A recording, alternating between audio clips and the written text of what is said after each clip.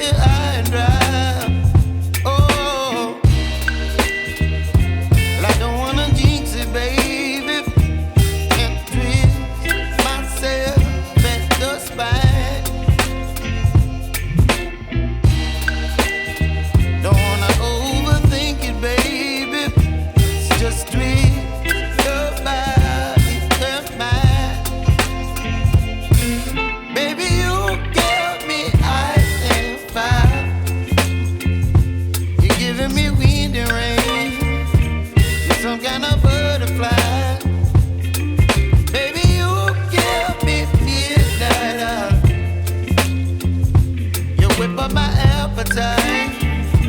Don't leave me here high and dry. Oh, but I don't wanna jinx it, baby. Let's not get ahead of my time. Oh, but I don't wanna miss you, baby. So I stand up and speak my mind. Oh.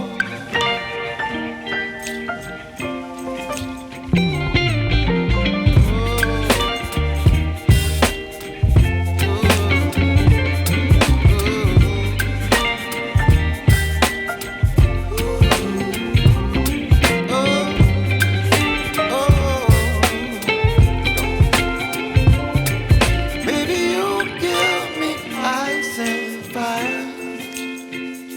You're chilling wind and rain. You're some kind of butterfly. Baby, you give me midnight. You whip up my appetite. Don't leave me here high and dry. Baby, you give me ice and fire. You're channeling wind and rain. You're some kind of butterfly. Baby, you give me midnight. You whip up my appetite. Don't leave me here high and dry. Oh, oh, oh,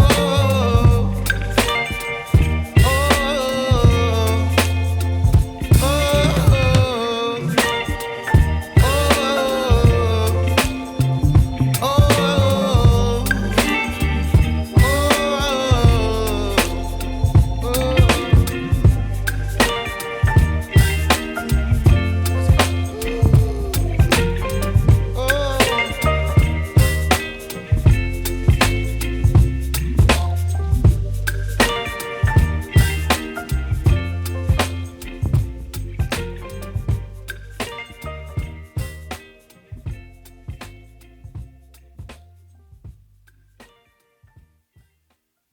Kita jaga caranya gimana saja menjaga kesehatan pada waktu hujan? Iya, pakai payung kalau mau berlebihan. Kemudian apa lagi? Apa kalau pas hujan-hujan? Jaga kesehatannya. Pakai jas hujan, pakai mantel terus. Iya, masih banyak cara untuk menjaga kesehatan, termasuk makan makanan yang sehat, terus menjaga waktu berolahraga. Walaupun cuacanya mendung hujan, kita tetap harus berolahraga. Yang nggak berangkat siapa? Amel? Kenapa nggak berangkat? Iya, kalau sakit bisa ditengok ya. Kalau sakitnya mungkin udah beberapa hari nggak berangkat, ditengok sakitnya sakit apa, nanti di sana. Sudah bersemangat?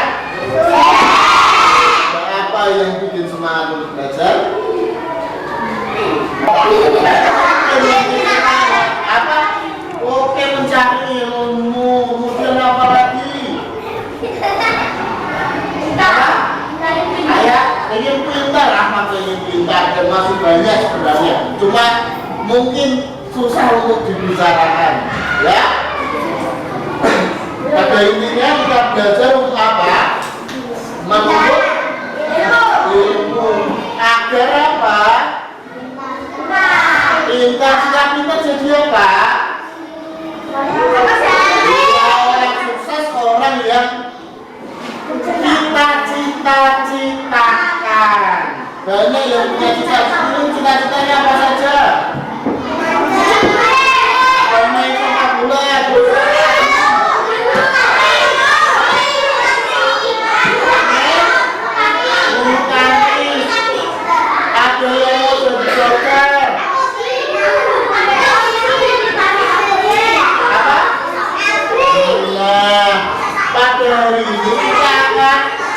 belajar mengenai pekerjaan orang tuaku yang ada di tema 4, tema 3 pembelajaran 1. Sebelumnya Pak Ayus akan mau menunjukkan tujuan dari pembelajaran dari ini. Pembelajaran ini apa aja? Kita lihat. Yang pertama, kita akan membaca dongeng kisah tukang kayu yang jujur.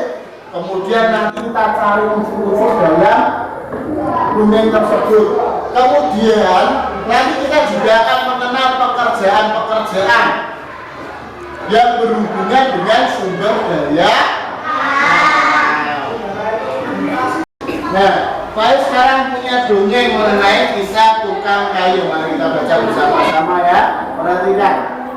Pada zaman dahulu kala, ada seorang tukang kayu miskin yang tinggal bersama keluarganya. Nah, dia tinggal di dekat sebuah sungai yang sangat dalam. Pada suatu hari, tukang kayu tersebut bekerja di tepi sungai. Namun, tiba-tiba saja kapaknya terlempar ke dalam sungai dan tenggelam. Oh, apa yang harus aku lakukan?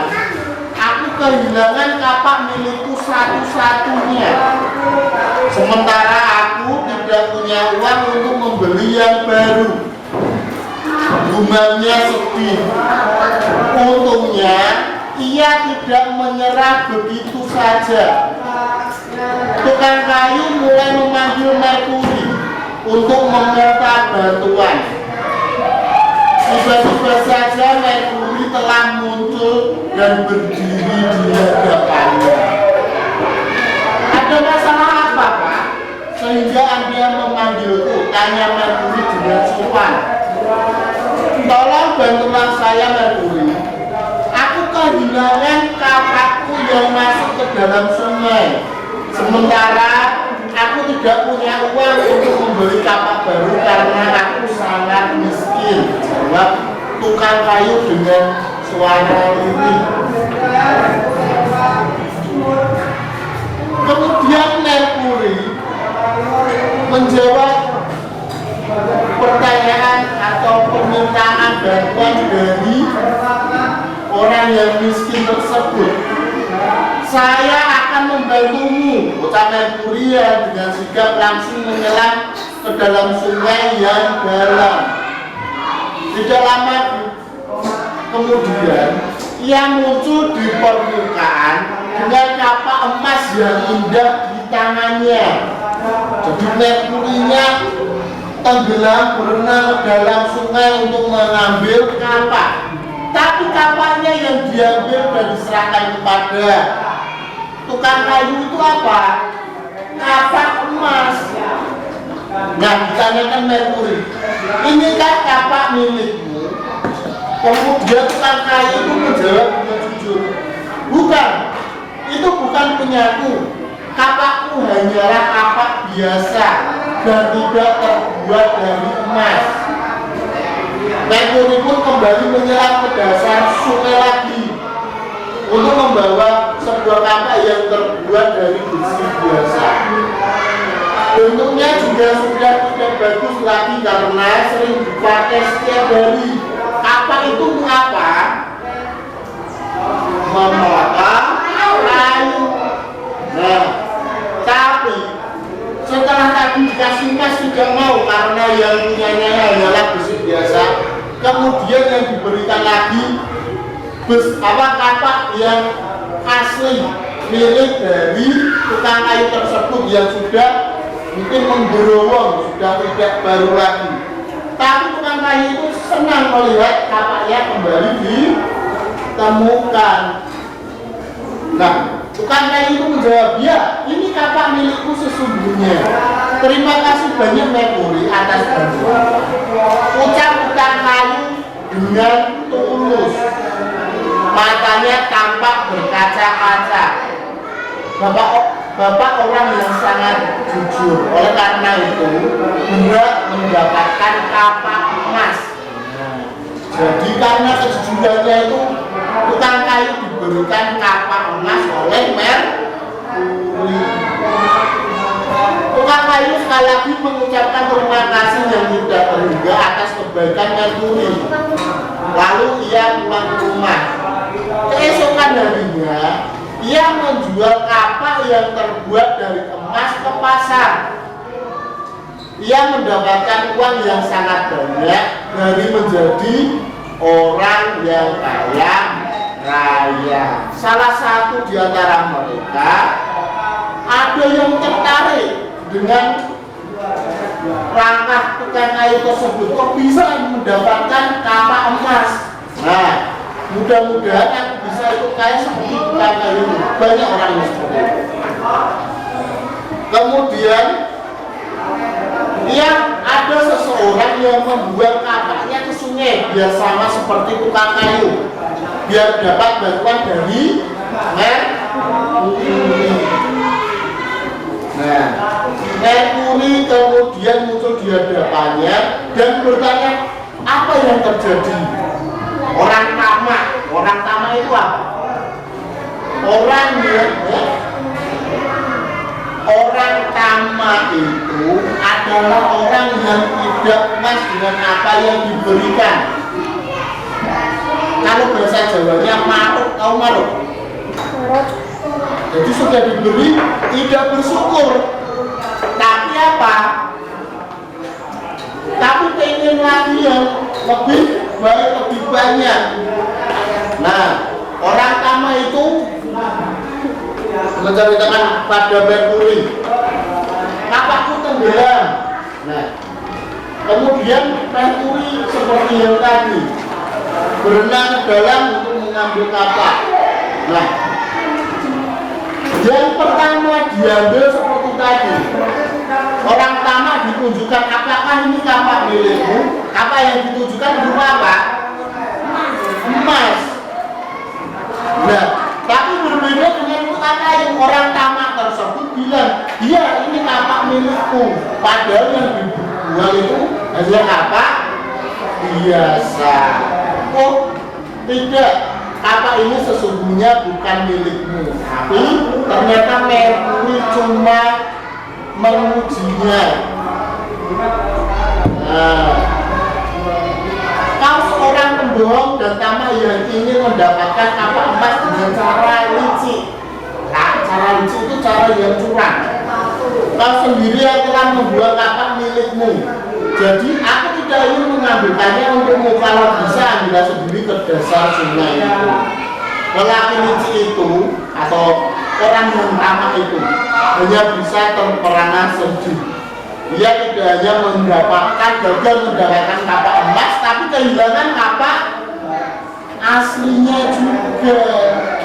Nah, itu adalah cerita tukang kayu yang jujur. Setelah kalian mendengarkan cerita dari Pak Ayus ya, Pak Ayus mau menjelaskan yang dimaksud dengan unsur-unsur dalam cerita. Yang pertama, judul. Kemudian ada lagi, judul itu apa? Apa? Judul itu seperti nama cerita. Ya, jadi nama ceritanya. Jadi setiap cerita itu kan berbeda. Yang membedakannya itu apa? Judulnya. Kemudian juga ada tokoh. Tokohnya siapa saja tadi? Merkuri, terus tukang kayu, terus satu lagi?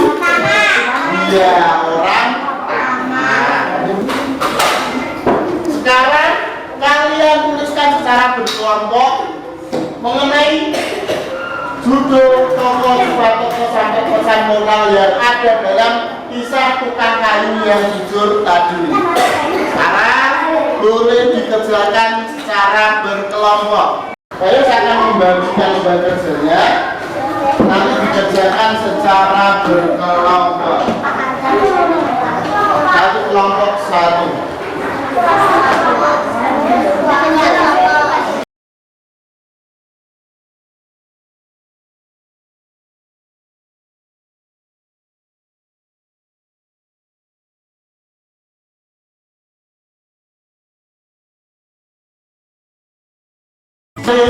unsur dalam cerita dongeng.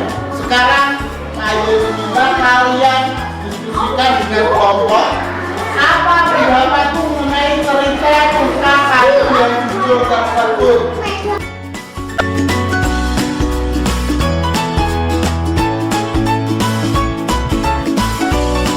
Pengrajin kayu atau tukang kayu seperti dalam cerita tersebut. Tukang kayu adalah sebuah profesi atau pekerjaan. Nah, pengrajin kayu ini adalah teks mengenai pengrajin kayu. Pekerjaan ayahku adalah pengrajin kayu. Ayahku membuat meja dan kursi. Untuk menghasilkan kursi, awalnya ayahku membeli kayu, memotongnya berbentuk meja dan kursi, menghaluskan lalu mengecatnya seperti yang digunakan pada saat kita belajar. Ayahku menjual meja dan kursi buatannya ke toko mebel. Di toko mebel itulah orang-orang bisa membeli meja dan kursi buatan ayahku. Jadi ayahnya bekerja sebagai apa?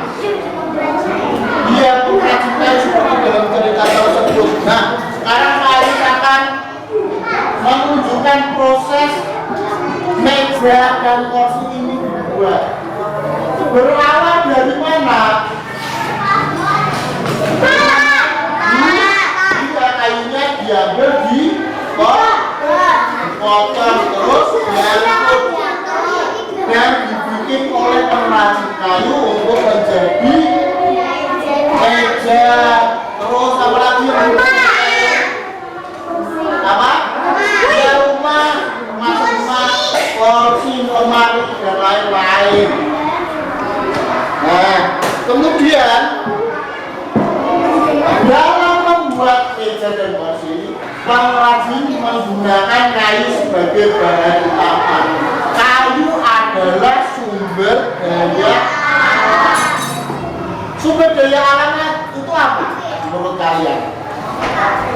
Ya, segala sesuatu yang berasal dari alam dapat dinikmati oleh seluruh manusia. Yang dari alam itu contohnya apa saja? Pohon, apa mana juga? Buah-buahan itu dari pohon. Terus apa? Daun itu dari pohon. Terus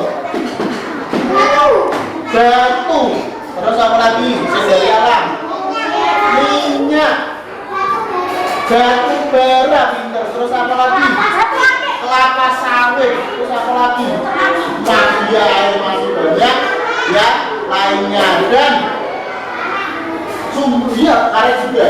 Sumber daya alam terbagi menjadi dua, yaitu dapat diperbarui dan tidak dapat diperbarui. Kalau dapat diperbarui berarti kalau sudah habis bisa diperbarui lagi. Tapi kalau tidak dapat diperbarui sekali pakai terus ya. Nah, ini contohnya apa saja tadi yang dapat diperbarui? Air, terus hutan, terus apa lagi? Tumbuhan, terus tanah, udara. Kalau yang tidak dapat diperbarui, minyak, bara.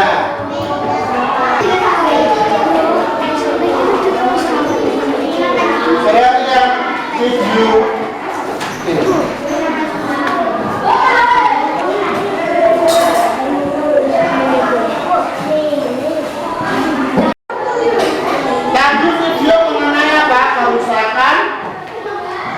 Hutan. Kenapa hutan bisa rusak?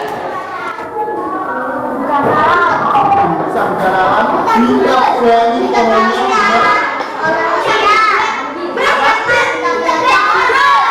Iya, secara liar, pohonnya secara liar terus dibakar. Nah, ada sebuah profesi yang bertugas untuk menjaga hutan agar tetap aman, tetap lestari. Kita lihat video di bawah.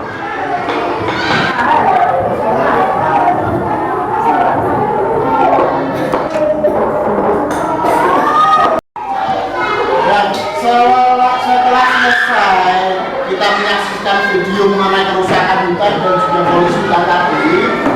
Sekarang Pak Ayu minta kalian bekerja kembali dalam kelompok untuk mengerjakan atau menjawab pertanyaan-pertanyaan yang Pak Ayu sampaikan. Yang pertama, sebutkan pekerjaan orang tua kelompokmu.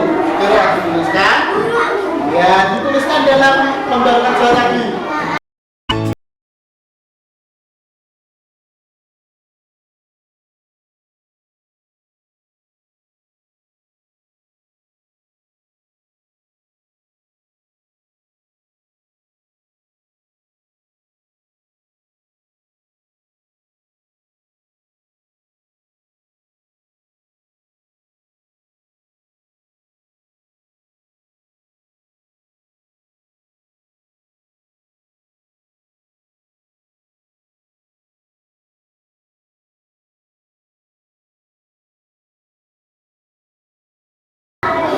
Kalian tuliskan sumber daya alam apa saja yang digunakan dalam pekerjaan orang tua kalian. Oh, segera didiskusikan kembali. Tadi kan sudah menyebutkan pekerjaan terus sumber daya alam yang digunakan. Sekarang perhatikan, bagaimana apabila sumber daya alam itu tidak diatur penggunaannya, kata lainnya digunakan dengan boros, apa yang akan terjadi? Tuliskan lagi, didiskusikan dengan temannya. Setelah selesai, sekarang bisa dikumpulkan kepada Pak Yus.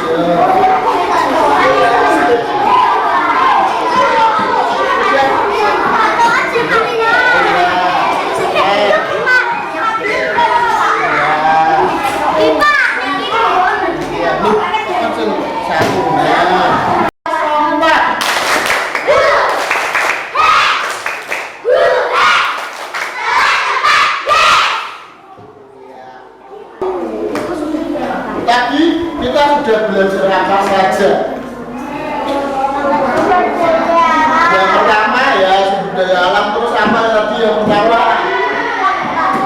Cerita atau dongeng tentang apa? Ya, tentang kami yang dijual. Kemudian apa lagi? Iya, pekerjaan.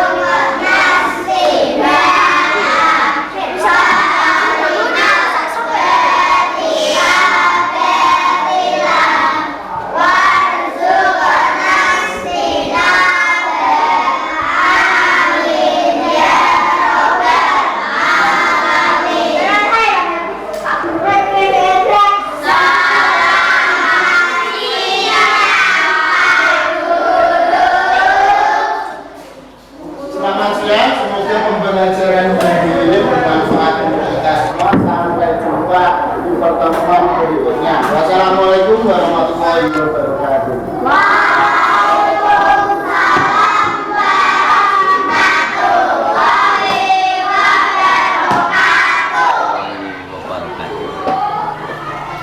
Saya nama Mulyono, Kepala SDN 1 Repangking. Pada saat ini saya sebagai guru pamong, mana setelah saya meneliti RPP yang dibuat oleh Saudara Ajis Prasetyo, setelah kami teliti memenuhi syarat untuk dipraktekkan di kami khususnya yaitu kelas 4. Nah, RPP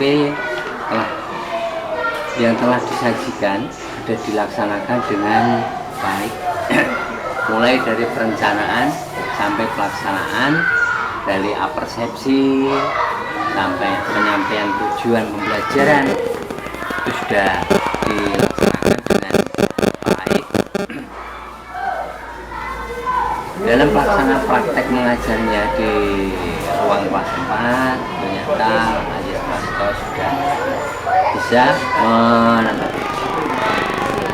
melaksanakan praktek mengajar dengan baik dalam memposisikan siswanya untuk menarik minat motivasi dari anak didiknya dan sampai dalam pelaksanaan kegiatan inti. Dalam kegiatan pembukaan sampai memotivasi penyampaian tujuan disampaikan dengan baik. Nah, materi yang disampaikan juga sudah sesuai dengan apa yang ditulis dalam rencana pembelajaran. Kemudian keterampilan Saudara Aziz Prasetyo dalam mengajar di kelas sudah bisa memotivasi anak-anak sehingga anak-anak bisa belajar dengan baik, dikondisikan dalam kerja kelompok, diskusi dan pemaparan hasil diskusi secara kelompok yang diwakili oleh salah satu dari wakil kelompok untuk menyampaikan hasil diskusi. Kemudian di akhir pembelajaran Aziz Prasetyo sudah mengendosikan anak yaitu dengan merangkum semua materi yang telah disampaikan oleh kelompok-kelompok belajar sehingga anak-anak menyimpulkan apa yang telah didiskusikan. Dalam penyampaian materi sudah dilaksanakan dengan baik, kemudian dilaksanakan namanya uji kompetensi, yaitu untuk menyampaikan uji kompetensi dari anak-anak dalam kerja kelompok. Nah, kemudian dalam kerja kelompok juga diskusi itu dilaksanakan namanya penilaian kinerja. Jadi selama anak-anak diskusi sebagai guru dari Aziz Prasetyo telah membina satu persatu dari kelompok untuk diarahkan lebih baik hasilnya. Dan pada akhir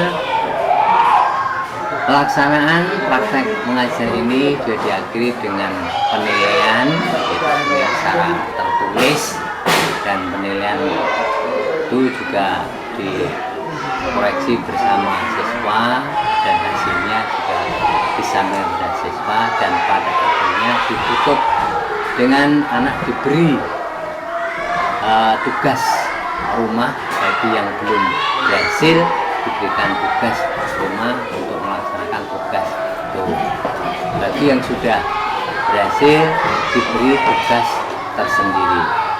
Nah, pada akhir pertemuan dari Aziz Prasetyo juga menutup pertemuan atau praktek ngajar dengan anak-anak. Demikianlah yang dapat saya sampaikan sebagai guru pamong, sudah saya perhatikan atau saya melihat dari awal sampai akhir berjalan dengan baik. Assalamualaikum warahmatullahi wabarakatuh.